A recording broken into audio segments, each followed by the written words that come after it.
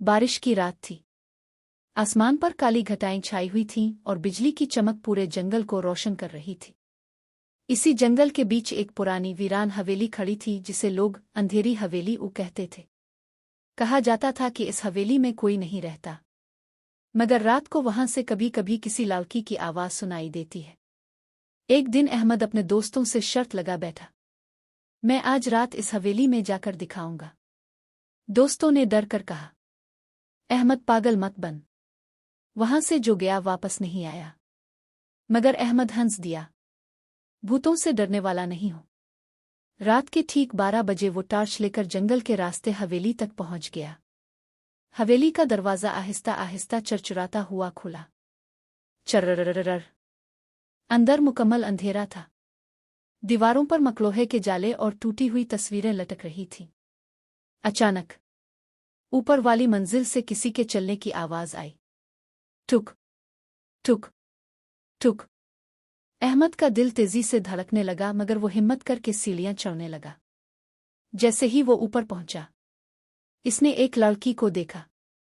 वो सफेद लिबास में खिड़की के पास खड़ी थी। इसके लंबे सिया बाल हवा में हल रहे थे। अहमद चौंक गया। तुम कौन हो? लड़की आहिस्ता से मुड़ी। इसकी आंखें अजीब सी उदास थीं। मेरा नाम आयशा है। अहमद हैरान रह गया। तुम यहां क्या कर रही हो? ये जगह तो वीरान है। लड़की हल्का सा मुस्कुराई। मैं यहां बहुत सालों से हूं। अहमद को इसकी बात अजीब लगी, मगर उसकी खूबसूरती ने इसे चंद लम्हों के लिए सब कुछ भुला दिया।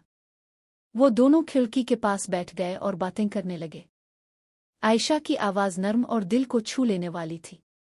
पता ही नहीं चला कब रात गुजर गई।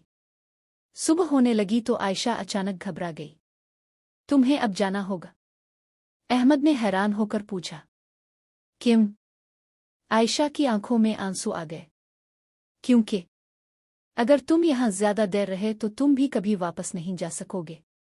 अहमद को इसकी बात समझ नहीं आई। मैं कल फिर आऊंगा। आयशा ने फौरन सर हिला दिया। नहीं, मत आना। मगर अहमद ने इसकी बात नहीं मानी।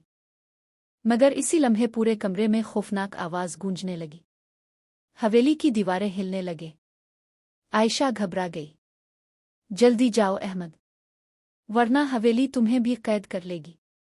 मगर अहमद ने जाने से इनकार कर दिया। अगर तुम यहां कैद हो तो मैं भी तुम्हारे साथ रहूंगा। अचानक हवेली के दरवाजे जोर से बंद हो गए। हवा तेज चलने लगी और फिर सब कुछ खामोश हो गया। अगली सुबह गांव वाले हवेली के पास आए तो दरवाजा खुला हुआ था, मगर अंदर कोई नहीं था। सिर्फ दीवार पर एक नई तस्वीर लटकी थी। इस तस्वीर में आयशा के साथ अहमद भी खड़ा था और दोनों मुस्करा रहे थे। कहते हैं आज भी अगर कोई इस हवेली में रात को जाए तो खिड़की के पास एक लड़का और लड़की साथ बैठे नजर आते हैं और हवा में एक सरगोशी सुनाई देती है। सच्ची मोहब्बत मौत से भी नहीं डरती।